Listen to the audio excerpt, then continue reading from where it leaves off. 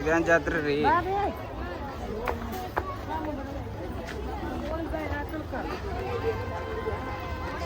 ಇದು ನಮ್ಮ ಊರ್ ಕಡೆ ಎಲ್ಲ ಎಲ್ಲಮ್ಮಗಳು ಇರ್ತಾರ. ಬಟ್ ಅಲ್ಲಿ ಎಲ್ಲರಿಗಿಂತ ಮೇನ್ ಜಾಗ ಅಂದ್ರೆ ಇದೇ ಅಂತ. ಇದು ರೇಣುಕಾ ಎಲ್ಲಮ್ಮ ಇದೆಲ್ಲ ಅಂತಾರಲ್ಲ, ಇದೇ ಅದು ಮೇನ್ ದೇವಸ್ಥಾನ. ಎಲ್ಲ ಕಡೆಯಿಂದ ಬೇರೆ ಕಡೆಯಿಂದ ಎಲ್ಲ ಶಾಖಗಳು ಅಂತ ಇಲ್ಲಿಂದ ಮೇನ್ ಬ್ರಾಂಚ್ ಅದ.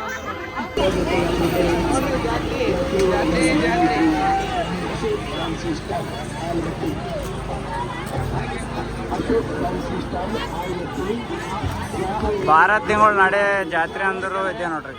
ಅವರಿಗೆ ನಮಸ್ಕಾರ ರೀ ಅವರೇ. ನಮಸ್ಕಾರ ರೀ. ಇದು 12 ತಿಂಗಳು ಜಾತ್ರೆ ನಡೀತು ಅಂತ ಕರೆಕ್ಟ್ ಇದೆ ರೀ?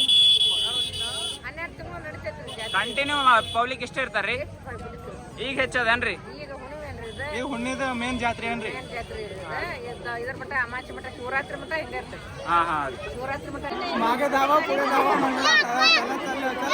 ಕನ್ನಡ ಇಲ್ಲಿ ನೋಡ್ರಿ. ಈಗ ಸವದತ್ತಿ ಜಾತ್ರೆದಾಗ ಬಂದಿದೆವು. ಇಲ್ಲಿ ಎಷ್ಟು ಜನ ಪಬ್ಲಿಕ್ ಅದ ನೋಡ್ರಿ. ಇದು ಎಲ್ಲರಿಗಿಂತ ಹೊರಗಿಂದ ಅದ, ಒಳಗಿಂದ ಹೆಂಗದ ನಾವು. ಈಗ ಅರ್ಧ ತಾಸು ಆಯ್ತು ನೋಡ್ರಿ ಲೈನಿಗೆ ನಿಂತಿದ್ದೆವು. ಈಗ ಸ್ಟಾರ್ಟ್ ಆಗ್ಯದ ನಡೆಯೋದು. ಇಲ್ಲಿ ಭಾಳ ಜನ ಅರ ನೋಡ್ರಿ. ಎಲ್ಲ ಮುಂದೆಲ್ಲ ಮಂದಿ ಅಲ್ಲಿಂದೆಲ್ಲ ತಕಸ್ ರಿಟರ್ನ್ ಹೊಂಟಾರ. ದರ್ಶನ ಆಗಲ್ದಕ್ಕೂ ನಾವು ನಡೆದೇವು.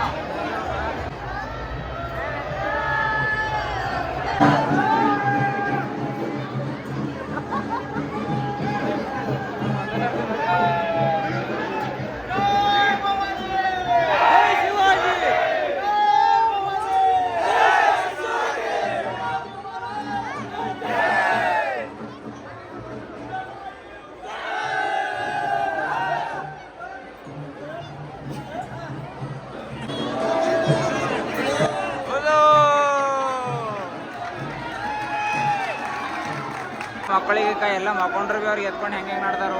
ಮಕ್ಕೊಂಬೋರು ಮಕ್ಕೊಂಡಾರೆ, ವಾಪಸ್ ಹೋಗೋರು ವಾಪಸ್ಸೇ ಹೋಗ್ಲತ್ತಾರು. ದರ್ಶನ ಆಗ್ಲತ್ತಿಲ್ಲ ಜಲ್ದಿ. ರೇಣುಕಾ ಎಲ್ಲಮ್ಮ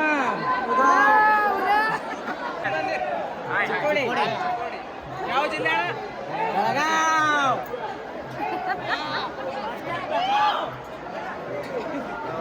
ಮುಂದೆ ನಡೀತಿಲ್ಲ ಇನ್ನು.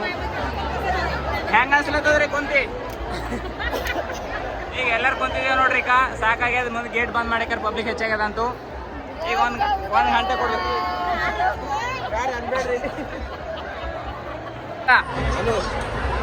ಯಾವ್ರದ ನೀರಕ್ಕೆ? ಇಲ್ಲಿಂದ ಎಷ್ಟು ಕಿಲೋಮೀಟ್ರು? ಹೆಂಗ್ ಬಂದಿರಿ? ಬರ್ಲತ್ತೀರಿ? ನಡ್ಕೋತ ಬಂದಿರಿ? ಟ್ರ್ಯಾಕ್ಟರ್ ರೀ? ಇಲ್ಲೆಲ್ಲ ಎತ್ತಿನ ಮಂಡಿ ಮೇಲೆ ಬರ್ತಾರಂತ. ಯಾಕ? ಎದುರು ಸಲ ಎತ್ತು ಚಕ್ಕಡಿ ಬೇಕಾ? ಎತ್ತು ಬೇಕೇನ್ರಿ? ಹಾ ರೀ. ಎತ್ತು ಬಂಡಿಗೆ ಜೀವ ಹಾಕಿ. ಎತ್ತು ಬಂಡಿಗೆ ಇಷ್ಟ ಹಾಕಿ ಅವೆಲ್ಲ ಬೇಕೇನ್ರಿ? ಎತ್ತಿನ ಬಂಡಿ ಮೇಲೆ ಬರೋದು ಯೋಗ್ಯತೆ. ಸುಮ್ಮನೆ ನಡೆದೈತೆ ಗಾಡಿ ಮೇಲೆ.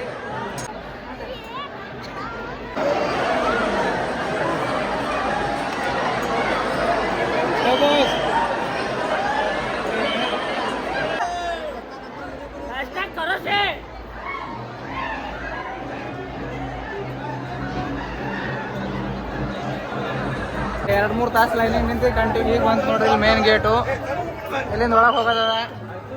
ಫೈನಲಿ ಹಂಗೆ ಒಳಗೆ ಬಂದೆವು. ಇನ್ನೂ ಒಳಗೆ ಎಷ್ಟು ಲೈನ್ ಅದನ್ನು ಗೊತ್ತಿಲ್ಲ. ಸ್ಟೆಪ್ ಗುಡಿ ಒಳಗಿಂದ ನೋಡ್ರಿ. ಇಲ್ಲಿಂದ ಆಗಿ ದರ್ಶನ ಮಾಡ್ಕೊಡಿ.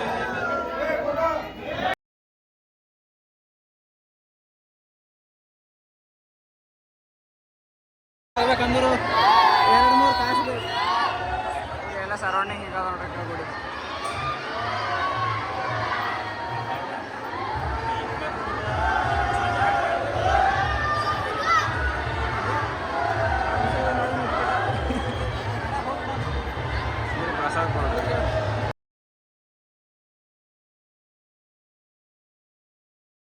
ನಾವಿಲ್ಲಿ ದೇವಸ್ಥಾನದಾಗ ಬಂದು ದರ್ಶನ ಎಲ್ಲ ಮಾಡ್ಕೊಂಡೆವು.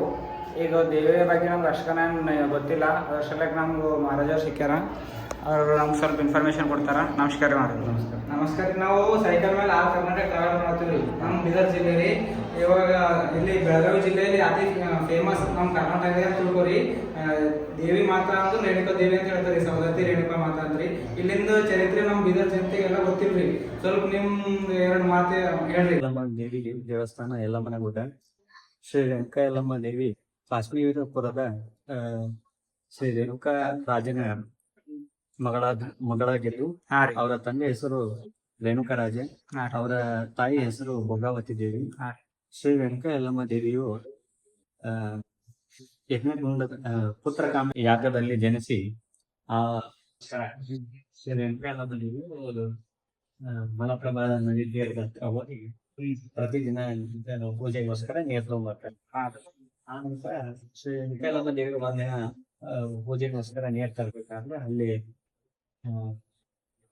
ಜಲ ಕ್ರೀಡೆ ಆಡುವ ದೃಶ್ಯಗಳು ಶ್ರೀ ರೇಣುಕಾ ಯಲ್ಲಮ್ಮ ದೇವಿ ಮನಸ್ಸಂಚಲವಾಗಿ ಆ ಕಾರಣಕ್ಕೋಸ್ಕರ ಒಂಥರ ಪೂಜೆಗೋಸ್ಕರ ನೀರು ತರ್ಬೇಕಾದ್ರೆ ಪ್ರತಿದಿನ ಅಲ್ಲಿ ಹೋಗ್ತಕ್ಕಂತ ಮಣ್ಣಿನಿಂದ ಮಡಿಕೆ ಮಾಡಿ ಅದನ್ನ ಸಿಬ್ಬೆ ಮಾಡಿಕೊಂಡು ಶ್ರೀ ರೇಣುಕಾ ಯಲ್ಲಮ್ಮ ದೇವಿ ದೇವಸ್ಥಾನ ಜಮದಗ್ನಿ ಆಶ್ರಮ ಇರುವಂತ ಸ್ಥಳ ಆದಂತ ರಾಮಶೃಂಗ ಪರ್ವತ.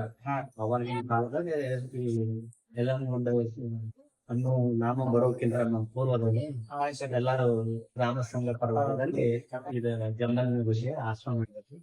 ಅದು ಕೂಡ ಈ ದೇವಸ್ಥಾನ ಇಲ್ಲಿ ಜಮದಗ್ನಿ ಋಷಿ ದೇವಸ್ಥಾನ ಯಲ್ಲಮ್ಮ. ಶ್ರೀ ರೇಣುಕಾ ಯಲ್ಲಮ್ಮ ಆ ದಿನ ಅವತ್ತು ಪೂಜೆ ನೀರು ತರ್ಬೇಕಂದ್ರೆ ಲೇಟ್ ಆದ ಕಾರಣ ಜಮದಗ್ನಿ ಋಷಿ ಕೋಪ ಬಂದು ಅವರ ತಪೋ ಒಂದು ಶಕ್ತಿಯಿಂದ ಶ್ರೀ ರೇಣುಕಾ ಯಲ್ಲಮ್ಮ ದೇವಿ ಯಾವ ಕಾರಣಕ್ಕೋಸ್ಕರ ಪೂಜೆಗೆ ನೀರು ತರೋದು ಲೇಟ್ ಆಯ್ತು ಅನ್ನೋದು ತಿಳಿದುಕೊಂಡು ಅವರು ತಮ್ಮ ಸಿಟ್ಟಿನಿಂದ ಕೋಪ ಶ್ರೀ ರೇಣುಕಾ ಯಲ್ಲಮ್ಮ ದೇವಿಗೆ ಕುಷ್ಠರೋಗದ ಶಾಪವನ್ನ ಕೊಡ್ತಾರೆ. ಆ ಕಾರಣಕ್ಕೋಸ್ಕರ ಶ್ರೀ ರೇಣುಕಾ ಯಲ್ಲಮ್ಮ ದೇವಿಗೆ ಕುಷ್ಠರೋಗದಿಂದ ಬಳಲುತ್ತಿರುವಾಗ ಅವಾಗೆಲ್ಲ ಈಗೆಲ್ಲ ಗುಡ್ಡ ಈಗಿಲ್ಲ. ಮೊದಲ ಅವಾಗೆಲ್ಲ ಕಾಡು ತರ ಗಿಡಗಳು ಎಲ್ಲ ಇದ್ವಿತ್ತು. ಆ ಕಾರಣ ದೇವಿಗಳು ತನ್ನ ಶಾಪಕ್ಕೋಸ್ಕರ ನಿವಾರಣೆಗೋಸ್ಕರ ಅಡ್ಡಾಡ್ತಾ ಬಂದು ಶ್ರೀ ಏಕನಾಥ ಜೋಗಿನಾಥ ಅಂತ ಹೇಳಿ ಈಗ ನೋಡ್ತಿರ್ಬೋದು ದೇವಸ್ಥಾನ ಇದೆ. ಆ ದೇವಸ್ಥಾನ ಅವಾಗಿರುವಂತ ಏಕನಾಥ ಜೋಗಿನಾಥ ಅವರು ಶ್ರೀ ರೇಣುಕಾ ಯಲ್ಲಮ್ಮ ದೇವಿಗೆ ಎಣ್ಣೆ ಹೊಂಡ ಮತ್ತು ಅರಿಶಿನ ಹೊಂಡದಂತ ನೀರಿನಿಂದ ಪ್ರೋಕ್ಷಣೆ ಮಾಡಿ ದೇವಿಯ ಶಾಪವನ್ನು ನಿವಾರಣೆ ಮಾಡ್ತಾನೆ. ಆ ಕಾರಣಕ್ಕೋಸ್ಕರ ದೇವಿಯ ಶಾಪ ಜಮದಗ್ನಿ ಋಷಿ ಕೊಟ್ಟಂತ ಶಾಪ ಅವತ್ತಿಗೆ ಆ ಎಣ್ಣೆ ಹೊಂಡದ ತೀರ್ಥದಿಂದ ವಾಸಿಯಾಗುತ್ತೆ. ಆ ಕಾರಣಕ್ಕೋಸ್ಕರ ಈ ಬಂದಂತ ಭಕ್ತಾದಿಗಳು ಯಾರೋ ಬಂದ್ರು ಫಸ್ಟ್ ಎಣ್ಣೆ ಹೊಂಡಕ್ಕೆ ಹೋಗಿ ತಮ್ಮ ಕೈ ಸ್ನಾನ ಮಾಡೋದಾಗ್ಲಿ, ಕೈ ಕಾಲು ತೊಳ್ಸೋದಾಗ್ಲಿ ಅಥವಾ ನೀರು ಪ್ರೋಕ್ಷಣೆ ಮಾಡ್ಕೊಂಡು ಆಮೇಲೆ ಎಲ್ಲಾ ಪರಶುರಾಮ ದೇವಸ್ಥಾನ, ಮಲ್ಲಿಕಾರ್ಜುನ ದೇವಸ್ಥಾನ, ರೇಣುಕಾ ಯಲ್ಲಮ್ಮ ದೇವಸ್ಥಾನ, ಜಮದಗ್ನಿ ದೇವಸ್ಥಾನಕ್ಕೆ ಬಂದಂತ ಭಕ್ತರು ದರ್ಶನಕ್ಕೋಸ್ಕರ ಒಳ್ಳೆ ಜಮದಗ್ನಿ ಋಷಿ ಕೋಪಗೊಂಡು ರೇಣುಕಾ ಯಲ್ಲಮ್ಮ ದೇವಿಯ ಶಿರಚ್ಛೇದನ ಮಾಡಲು ತನ್ನ ಮಗನಾದ ವಸು ಬೃಹತ್ ಕನ್ವನಿಗೆ ಹೇಳಿದಾಗ ಆ 4 ಜನ ಒಪ್ಪದೇ ಇರುವಾಗ ಭಾರ್ಗವರಾಮ ಪರಶುರಾಮ ಅಂತ ಹೇಳಿ ಕೋಪಗೊಂಡು ತನ್ನ ಧ್ವನಿಯಿಂದ ಕರೆದು ತನ್ನ ಸಿಟ್ಟಿನಿಂದ ಈ 4 ಜನ ಮಕ್ಕಳನ್ನು ಕೂಡ ಭಸ್ಮ ಬೂದಿಯನ್ನಾಗಿ ಮಾಡುತ್ತಾನೆ. ಆಮೇಲೆ ಪರಶುರಾಮ ಬಂದು ತಂದೆಯ ಆಜ್ಞೆಯ ಪ್ರಕಾರ ಶಿರಚ್ಛೇದನ ಮಾಡಿ ಆಮೇಲೆ ಜಮದಗ್ನಿ ಋಷಿಯು ತನ್ನ ಮಗನಾದ ಪರಶುರಾಮನಿಗೆ ಒಂದು ನಿನಗೇನು ಬೇಕು ಕೇಳು, ಆ ವರ ಕೊಡಲು ನಾನು ನಿನಗೆ ಬೇಕಾದಂತಹ 3 ವರಗಳನ್ನು ಕೇಳಬೇಕು. ಆ ಪ್ರಕಾರ ಜಮದಗ್ನಿ ಋಷಿಯು ಪರಶುರಾಮನಿಗೆ ಹೇಳಿದಾಗ ಪರಶುರಾಮನು ತನ್ನ ನಿನ್ನ ಜಮದಗ್ನಿ ಋಷಿಯ ನಿನ್ನಲ್ಲಿರುವಂತ ಕೋಪವನ್ನು ತ್ಯಜಿಸಬೇಕಂತ ಹೇಳಿ ಒಂದು ವಿಷಯವನ್ನ ಅದೊಂದು ಹೇಳ್ತಾರೆ. ಅವಾಗ ಜಮದಗ್ನಿ ಋಷಿಯು ತನ್ನ ಕೋಪವನ್ನು ಅವತ್ತಿನಿಂದ ತ್ಯಾಗ ಮಾಡಿ ಜೀವನ ಪರ್ಯಂತ ಶಾಂತತೆಯನ್ನ ಕಾಪಾಡಿಕೊಂಡು ಇರ್ತದೆ. ಹೊಳ್ಳಿ ಎರಡನೇದಾಗಿ ನನ್ನ ಸಹೋದರ ಆದಂತ ಬೃಹತ್ ಭಾನು, ಬೃಹತ್ ಕಣ್ಮ, ವಸು, ವಿಶ್ವಾವಸು ಈ 4 ಜನನ ಮರಳಿ ಜೀವಂತ ಮಾಡ್ಬೇಕಂತ ಹೇಳಿ ಅದೊಂದು ಅವ್ರ ಬೇಡಿಕೆ ಆಗಿರ್ತೈತಿ. ಅದನ್ನು ಈಡೇರಿಸ್ತಾರ. ಆಮೇಲೆ ತನ್ನ ತಾಯಿ ಆದಂತ ಶ್ರೀ ರೇಣುಕಾದೇವಿಯ ಶಿರಚ್ಛೇದನ ಮಾಡಿರೋದ್ರಿಂದ ಆ ಕಾರಣಕ್ಕೋಸ್ಕರ ನನ್ನ ತಾಯಿ ಮರಳಿ ನನಗೆ ಸಿಗುವಂತಾಗಬೇಕು ಅಂತ ಹೇಳಿ ಪರಶುರಾಮ ಕೇಳ್ಕೊತ ಆ ಪ್ರಕಾರ ಜಮದಗ್ನಿ ಋಷಿಯು ತಾಯಿ ಸ್ಥಿರ ಮತ್ತೆ ಯಥಾವತ್ತಾಗಿ ರೂಢಿಸ ತಾಯಿಯ ಪ್ರತಿದಿನ ಇಲ್ಲೆಲ್ಲ ಬಂದಂತ ಭಕ್ತಾದಿಗಳಿಗೆ ಈಗೂ ಕೂಡ ಎಷ್ಟೋ ಭಕ್ತಾದಿಗಳು ದೇವಿಯ ಬಗ್ಗೆ ಆರಾಧನೆ ಆಗಲಿ, ಪೂಜೆ ಆಗಲಿ, ಪ್ರತಿ ಹುಣ್ಣಿಮೆ ಇಲ್ಲೆಲ್ಲ ಜಾತ್ರೆ ಆಗ್ತದೆ. ಜಾತ್ರೆ ಪ್ರತಿ ಹುಣ್ಣಿಮೆ ಹೆಚ್ಚಾಗಿ ಪ್ರತಿ ಹುಣ್ಣಿಮೆನೂ ಇಲ್ಲಿ ಜಾತ್ರೆ ಹೆಚ್ಚು. ಈಗ ಇನ್ನು ಬಂದಿರತಕ್ಕಂತ ಭಾರತ ಇದು ಮಾತ್ರ 12 ಹುಣ್ಣಿಮೆಯಲ್ಲಿ ಇದೊಂದು ಮಾತ್ರ ವಿಶೇಷ. ಎಲ್ಲಾ ಜನರು ಎತ್ತಿನ ಅಂದ್ರೆ ಅವ್ರ ಮನೆಯಿಂದ ಬಂದಂತ ಸಂಪ್ರದಾಯ. ಅವರು ಪ್ರತಿ ವರ್ಷ ಮೊದಲೇ ಈಗೆಲ್ಲ ಗಾಡಿ ಮೊದಲೆಲ್ಲ ಎತ್ತಿನ ಗಾಡಿ ಇದೆ. ಅವ್ರು ಅದಕ್ಕೋಸ್ಕರನೇ ಎತ್ತುಗಳನ್ನ ಸತ ಈಗ ಬಂದಂತ ಭಕ್ತಾದಿಗಳು ಅವ್ರ ಮನೆಯಲ್ಲೇ ಸಾಕ್ತಾರೆ. ಈ ಜಾತ್ರೆ ನಾವು ಬಂದಂತ ವಿಶೇಷ ಆ ಕಾರಣಕ್ಕೋಸ್ಕರನ ಅಂತ ಈ ಹೆಚ್ಚು ಉಳುಮೆ ಮಾಡಲು ಮೊದಲೆಲ್ಲ ಎತ್ತುಗಳು ಈಗೂ ಕೂಡ ಒಂದ್ 50% ಯೂಸ್ ಮಾಡ್ತಾರೆ. ಒಂದ್ 50% ಎಲ್ಲ ಟ್ರ್ಯಾಕ್ಟರ್ ಮಿಷನ್ ನಾವು ವಿಶೇಷ ಟೈಮ್ದಾಗೆ ಬಂದಿದ್ದೇವೆ ಅಂತ ತಿಳ್ಕೊರಿ. ನೀವು ಇವತ್ತ ಬಂದಿದ್ದು ದೇವಿಯ ಒಂದು ವಿಶೇಷ ದಿನ ದರ್ಶನ ಎಲ್ಲ. ಮತ್ತ ಇಲ್ಲಿ ಏನೈತಂದ್ರೆ ಪ್ರತಿ ಹುಣ್ಣಿಮೆ ಆಗ್ಲಿ, ಪ್ರತಿ ಒಂದು ಅಮಾವಾಸ್ಯೆ, ಪ್ರತಿ ಒಂದು ಪಕ್ಷದಲ್ಲೂ, ಪ್ರತಿ ಒಂದು ಮಾಸದಲ್ಲೂ ಕೂಡ ಒಂದೊಂದ್ ತರ ವಿಶೇಷತೆ ಪೂಜೆ ಇದು ಭಾರತ ಹುಣ್ಣಿಮೆ ಅಂತ. ಬಂದಂತ ಭಕ್ತಾದಿಗಳು ತಮ್ಮ ಊರಿನಿಂದ ಚಕಡಿ ಅಥವಾ ಟ್ರ್ಯಾಕ್ಟರ್ ಗಾಡಿ ಈ ತರ ಎಲ್ಲ ತಗೊಂಡ್ಬಂದು ಇಲ್ಲಿ 1 ದಿನದಿಂದ ಅಥವಾ 2 ದಿನ ಇಲ್ಲೇ ವಾಸವಿದ್ದು ಹೊಳ್ಳಿ ಅವರು ಇಲ್ಲೇ ಸ್ವತಃ ತಾವೇ ಬಂದು ಅವ್ರವ್ರ ಈಗ ನೋಡ್ರಿ ಕರ್ನಾಟಕದಾಗ ಒಂದಿಷ್ಟು ಹಳ್ಳಿ ಭಕ್ತರು ನಮ್ಮ ಮನೆಗೆ ಬರ್ತಾರೆ. ಅವ್ರು ಬಂದಂತ ಭಕ್ತಾದಿಗಳಿಗೆ ನಾವು ದೇವಸ್ಥಾನದ ಅರ್ಚಕರಾಗಿ ನಾವು ಸೇವೆ ಸಲ್ಲಿಸ್ತೀವಿ. ನಾವು ಕೂಡ ಶ್ರೀ ರೇಣುಕಾ ಯಲ್ಲಮ್ಮ ದೇವಿ ವಂಶಸ್ಥರಾಗಿ ನಮ್ದು ಈಗೇನು ಬೃಹತ್ ಭಾನು, ಬೃಹತ್ ಕಣ್ಮ, ವಸು, ವಿಶ್ವಾವಸು 4 ಜನ ಅದ. ಆ 4 ಜನ ವಂಶಸ್ಥರೇ ನಾವು. ಈಗ ಲಿಂಗ ಋಷಿ, ತೃಪ್ತ ಋಷಿ, ಗೂಢ ಋಷಿ, ಪರಶು ಋಷಿ ಅಂತ 4 ಮನೆತನಗಳು. ಒಟ್ಟು ನಮ್ಮ 8 ಬನಗಳ ಅಂತ ಹೇಳಿ ನಮ್ಮಲ್ಲಿ 8 ಮನೆತನಗಳ ಹೆಸರು. ನಾವೆಲ್ಲ ವಂಶಸ್ಥರಾಗಿ ದೇವಿ ಸೇವೆ ಸಲ್ಲಿಸುತ್ತಾ ಬಂದಿರ್ತೇವೆ.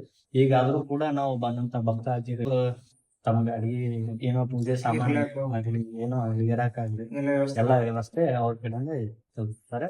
ಒಳ್ಳೆ ಸರ್ಕಾರದಿಂದ ಶ್ರೀ ರೇಣುಕಾ ಯಲ್ಲಮ್ಮ ದೇವಸ್ಥಾನದಲ್ಲಿ ಬಂದಂತ ಭಕ್ತಾದಿಗಳಿಗೆ ಇರಾಕ ಹೊರಗಡೆ ಎಲ್ಲ ಈಗೆಲ್ಲ ನೋಡಿದ್ರಿ ನೀರಿಂದ ಅದು ಸ್ವಲ್ಪ ಇನ್ನ ಡೆವಲಪ್ಮೆಂಟ್ ಆಗುದೈತ್ರಿ. ಈಗ ಕೇಂದ್ರದಿಂದನೂ ದುಡ್ಡು ಬಂದೈತಿ.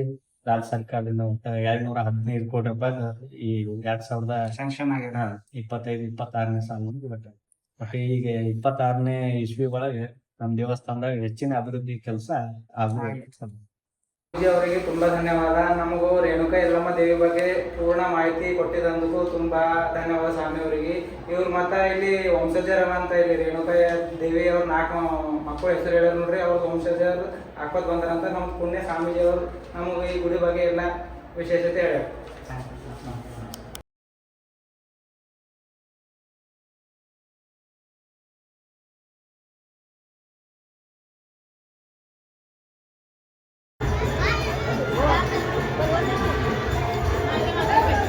ಪರಶುರಾಮದ ಮಂದಿರ ಅದ ನೋಡ್ರಿ.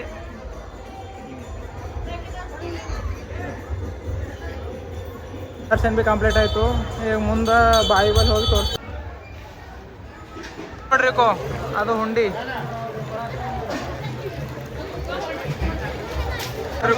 ಇದೇ ಅದ ನೋಡ್ರಿ ಪವಿತ್ರ ಹುಂಡಿ. ಇಲ್ಲೊಂದದ 3-4 ಅವ ಐತಿ. ಇದು ಅರಿಶಿನ ಹುಂಡಿ ನೋಡ್ರಿ. ಎಣ್ಣೆ ಹುಂಡಿ ನೋಡ್ರಿ. ಒಂದು ಅರಿಶಿನ ಉಂಡೆ, ಒಂದು ಎಣ್ಣೆ ಉಂಡೆ.